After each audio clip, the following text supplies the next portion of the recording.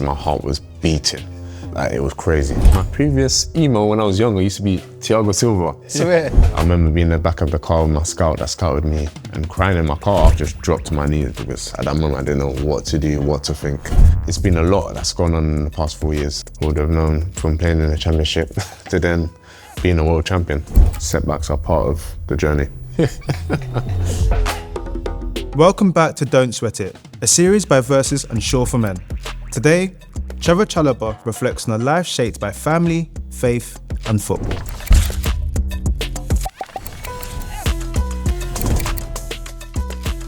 Let's get into it, cool. Yeah. Trev, everyone knows you as this cool, composed, fashionable, versatile player on the pitch. But how would you describe Trevoh, the person? I think the way you just described it. Yeah, I would just say very chilled.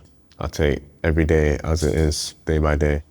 Not worrying about tomorrow, forgetting about yesterday, and just literally living in the moment and thanking God for being in that moment, because faith is a big thing for me. And yeah, that's what I get. That's why I get my calmness from. Have you always been so cool and composed? I think, yeah, I've always been shy. I could say that when I was younger, but as I was growing older, being in environments, talking with people, it's helped my confidence a bit. And as I said, that coolness has always been there, that chill, it's always been there. Thinking about your journey to where you are today, that all starts with you joining Chelsea at the age of 8. Like, what do you remember about that moment, joining Chelsea? How did it come about? Obviously, I started off at Sunday League, a team called Cannons FC in Norbury. And obviously those times I was a striker those times, innit? So scoring a few goals. At that time, my brother was at Fulham, then went to Chelsea, got scouted by Chelsea.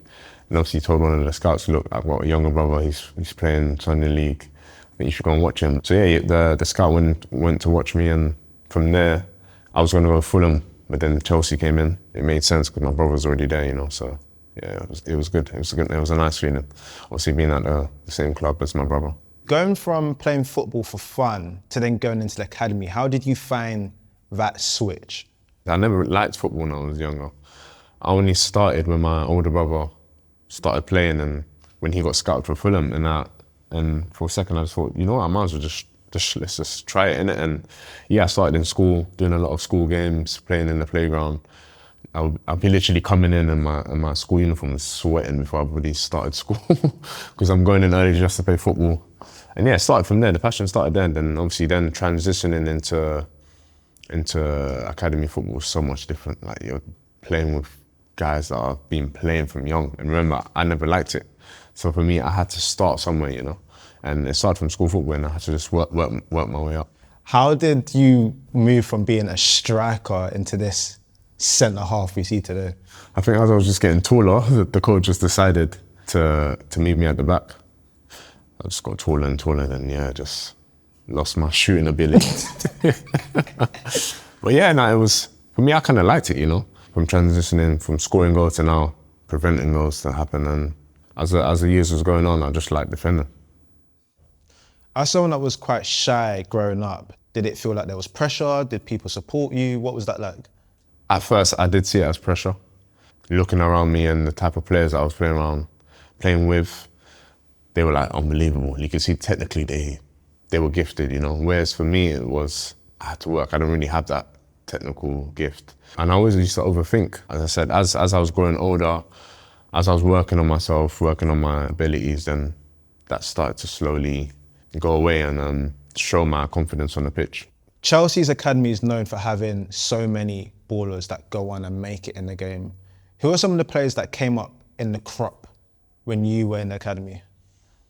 Declan Rice, Mason Mount, Reece James, that I'm playing with now, Cobham, Eddie Nketiah. And yeah, those are the guys that are still playing now. And yeah, it's nice to see, you know, like seeing the players that you played with are all doing well and all playing, and being at home watching these guys play it's amazing. Like, it puts a smile to my face. How was it like being in that part of the group? Because as you mentioned before, you came in and you were very shy. Is it like a family situation, or is it very competitive because ultimately everyone's trying to get a spot at professional football, right? Yeah, it definitely did feel like a family. We were always close when we were younger. Obviously, when you're younger, you just think about playing football, just coming in, wanting to play football, hanging out. It felt like a social event also. I remember times we'd be on the coach. Eddie's mum will pack some jollof rice in in the bowls for us. So after away games, we'll be eating that on the way back. But yeah, it felt like a real family, and we were very close. How would you say joining an academy so young shaped your childhood? You get to be around other players who are in different cultures as well. Grew up differently, but learning stuff off them and able to see where you can help change your game or help change yourself, and growing up in a community where it's all about togetherness, where I grew up in Gypsy Hill. How important have your family been in terms of supporting you, helping you and guiding you on this journey that you're on? I think my family have been very important in terms of guiding me into the right direction. So they managed to nurture me in a way where life is not just about football, just helping me in terms of my mental state. I'll remember times when I'll come home from a game, my dad would try not to focus too much on football. Like, he'll focus more on the things I need to work on, but then transition into other stuff. Just don't make me just think about football. And say if I had a bad game and allow that to affect me. And for me, I think that's the best thing they've done. What were some of the sacrifices that family members had to make to ensure that you could be present and playing football? My dad used to work as a security guard, and there'd be times where you obviously have to wake up early to take us to the training and go to work, finish work, then come and pick us up, take a lot of trains, because obviously we didn't have the money to get other transport. So yeah, it had to make a lot of sacrifices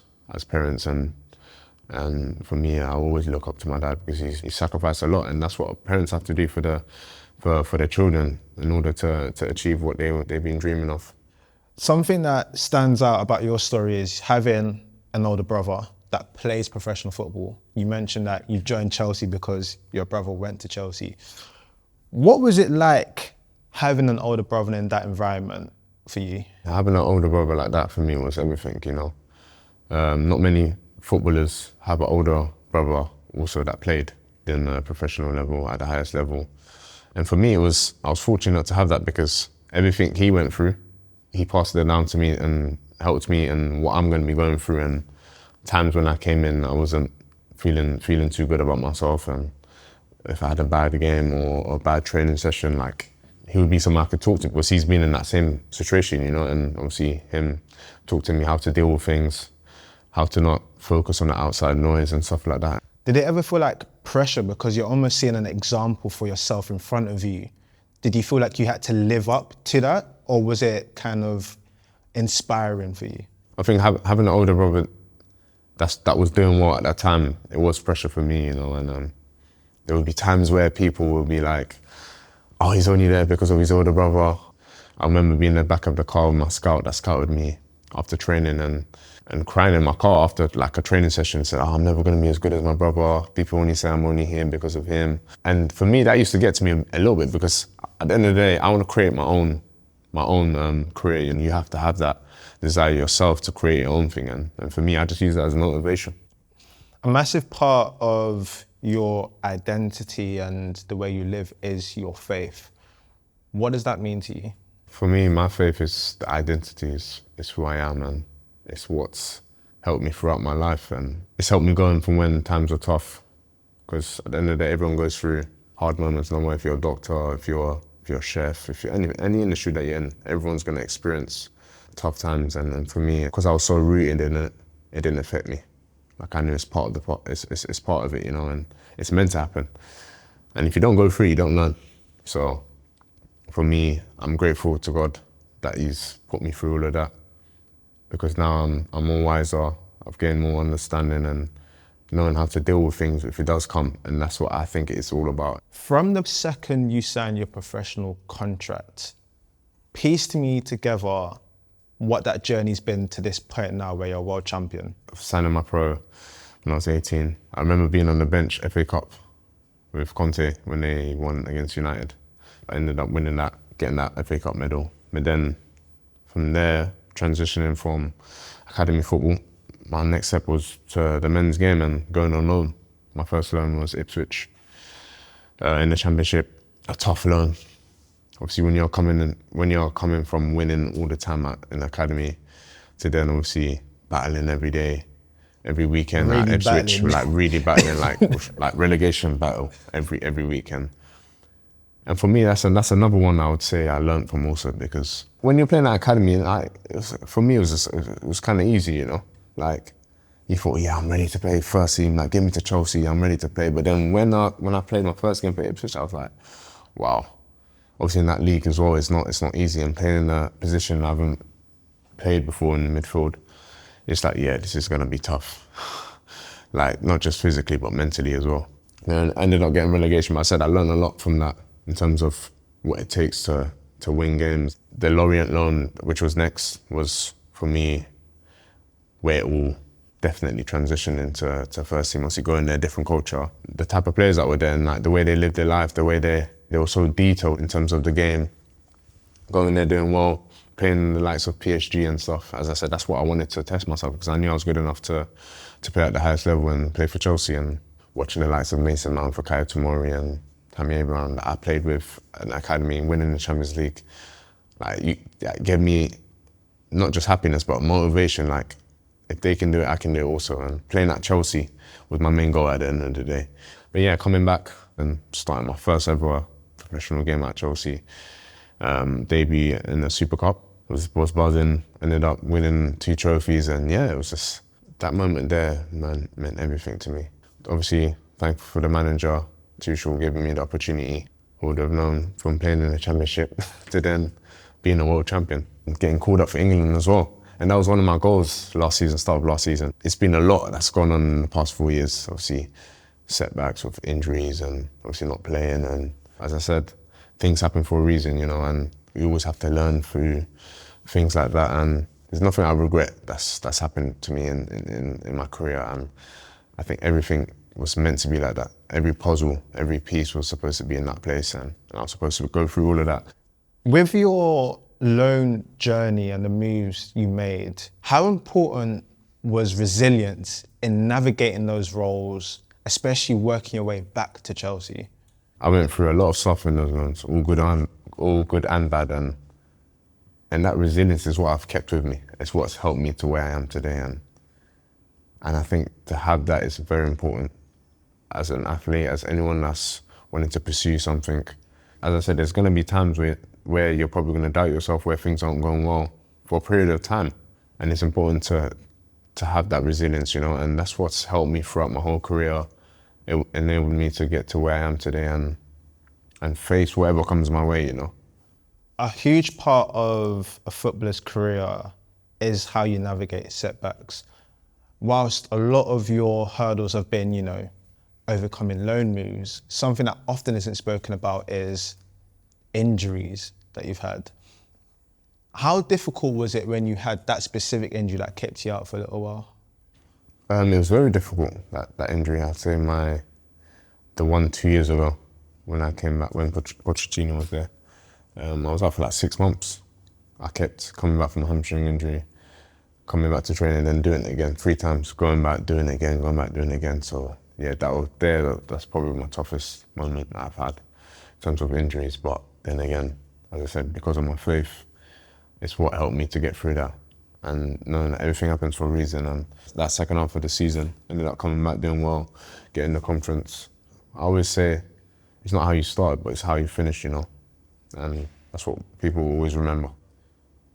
What did it mean to you finally breaking through at Chelsea? The first performance was a Super Cup. You win a trophy for your boyhood club.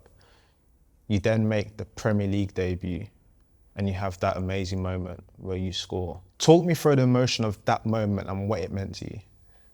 Yeah, that moment there meant everything to me, you know. It's just like all those doubts, all the loans I went on, it's literally just all come together at a time where it was right and it was meant to happen. And I was destined to be there, you know. And as I said, all the hard work that you put in, the sleepless nights, the prayers, the tears, the cries, everything, just put that all together and it helped me get to that moment that was in. The striker instincts came back as well. Yeah, literally. And the really only reason why I shot was because the fan said shoot. Also, when I stepped forward, I was thinking maybe playing it to Aspilicueta. But then when I heard shoot and just something in me just said, you know what, just shoot. I got nothing to lose. But like, it's just everything, like the technique, the way I hit it, the way it just left my boot, seeing it go in, it just didn't feel real. Then the whole stadium, the whole crowd just going crazy. It just dropped to my knees because at that moment I didn't know what to do, what to think. And yeah, it's just like having flashbacks of all that I went through, going on loan, having doubts sometimes. But at the same time, it all paid off. Yeah, it's a feeling I'll never forget. Being at Chelsea means that you're around a lot of individuals that have seen a lot, been through a lot. How important are role models in your life, and who have some of your role models been both on and off the pitch? Thiago Silva was one of them. I remember when I used to be in school, I used to watch these videos on YouTube and I used to get in trouble by the teacher because I wasn't focusing, but I used to love Thiago. And but then obviously playing with him, training with him was something unreal, you know, which I never would have imagined would happen. And yeah, it was for him. He was a big part in helping me, learning from him, just watching him as well, like how he takes his recovery seriously, how he trains, how he communicates. And another one was Rudiger also, because when he first came, when I started to train in the first team when I was younger, and yeah, his mentality is somewhat of a strong character as well. But it's important to have people like that. Obviously, my role model off the pitch would be my parents. Always been there because they see me every day. They're with me. They see what I go through. You know, your teammates at football and you see what's going on at football. So it's important to have both. To go from watching Thiago Silva and getting in trouble for watching him at school, to then sharing this moment where you're exchanging jerseys and you're talking to each other, no longer as teammates, but as competitors. Like, what was being said in that moment and what did it mean to you? For me, it was unbelievable, you know, and as you said, he's one of the number one players in my position I've always looked up. And yeah, it's just hugging him, speaking to him, to like, keep going. And yeah, just keep believing in yourself because he's the one that helped me when he was at Chelsea. What's he saved us in your phone? Bestie. No, I just put Thiago Silva, but I put the GOAT sign. Swear. Oh, that's sick. I remember my previous email when I was younger used to be Thiago Silva. Swear. But I had to change it, innit? And then you go on and play with him. That's crazy. Yeah, it's nuts. How important was it for you to be surrounded by the right people? Because I know you're mentioning Mason Mount, Declan Rice, all these guys going on, breaking into the first team. I do also remember that moment where Mason Mount sent you a message. What does it mean that even in the moments where you feel like things are not going right, the people around you are still pouring into you, especially as a professional footballer? I think it means a lot when things aren't going right and those people are helping you because it gives that self of comfort, that just sense of comfort and confidence, knowing that number one, they're there, and number two, them encouraging you as well, like, don't give up, keep going. And as you said, like the message that Mason sent for my birthday and said one day he hoped to see me there, that's also just showed me that he did believe that I could do that, you know. Him playing at Chelsea, him believing that I could go there, helped me also. And yeah, for me, it's just important to surround yourself with good people. I think your surroundings is very important to where you want to go. Surround yourself with people on the same journey as you so that you can think the same, do the same, and help you in that moment. What is it like navigating from being around your role models and learning from role models to now being in a situation where you are a role model to players coming into the squad? I think that situation is very important for footballers. I think it's an experience where you need to go through that in order to when you do get to the high level, what are you doing now to help the younger generation and how you carry yourself. I would say my career, a lot of players are going to go through the same thing, and it's important to show them how I managed to get through all of that. And it's important to help the younger generation coming up because the amount of talent there is now, there's going to be a lot of setbacks, you know, and it's important for them to know that. How do you manage your own mental health, both on and off the pitch? Not allowing football to take over my whole life. So there's so much more to life than just football, you know, and that's, as I said, that's what my parents have always taught me, and that's helped me, that's been grounded in me, that's helped me throughout my career. And when things do happen, it's not just to dwell on that, because at the end of the day, for me, what keeps me going is that I'm alive. I'm healthy, I'm able to provide for my family, I'm able to provide for myself. For me, it's just thinking about that. And social media is a tool that, you know, it's so beneficial, but at the same time for footballers can be so interesting. How have you managed to navigate that space and the noise that can come from it? There's a lot of pressure in football. There's a lot of opinions. There's a lot of people saying you're not good enough, people say you're good enough. But at the end of the day, it's all about yourself and what you think. You're your own success, you know?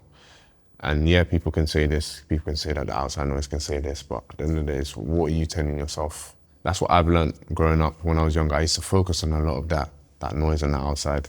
When I was younger, I used to go on Twitter, type in my name and see what people were saying, and that used to affect me. Not everyone's gonna be on your side. No matter how good you are, there's always gonna be one or two people and that's where my brother came in and said, look, you can't be doing that. It's not good, it's not good, you know? Because as I said, there's always gonna be people having different opinions, which is normal. Like, everyone is entitled to their own opinion.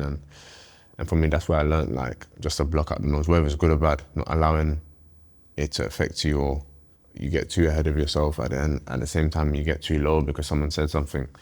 So for me, I would say that's the main thing. What would you say motivates you? I would say my faith. Knowing that everyone has a purpose, and that's what keeps me going, you know. When you have that purpose, when you know you have a purpose, and I'm not just here by chance, I'm here to, not just for myself, but to inspire people, to help people.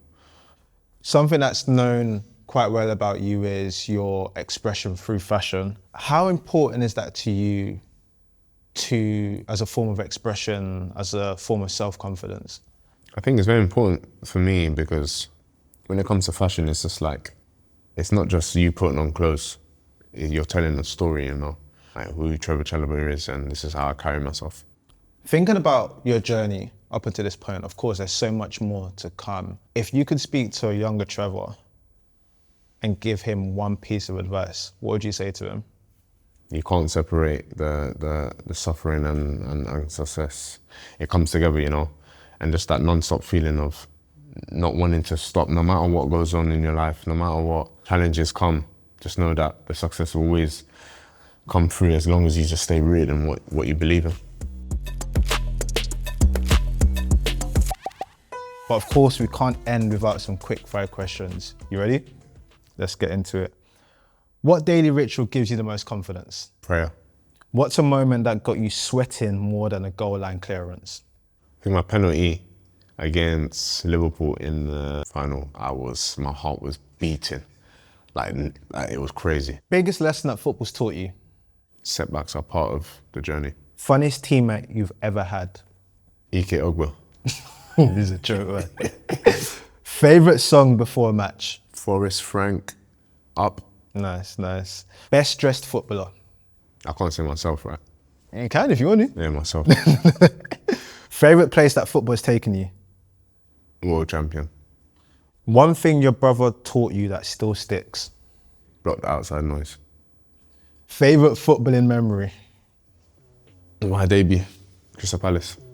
Trev, thank you for this. Like, your story is proper inspirational. Not only have you dropped some gems that are really important for not just footballers, young people, it's just a pleasure to see how you're able to navigate and keep on going, and this is just the beginning for you. So thank you and appreciate your time. Thanks for having me.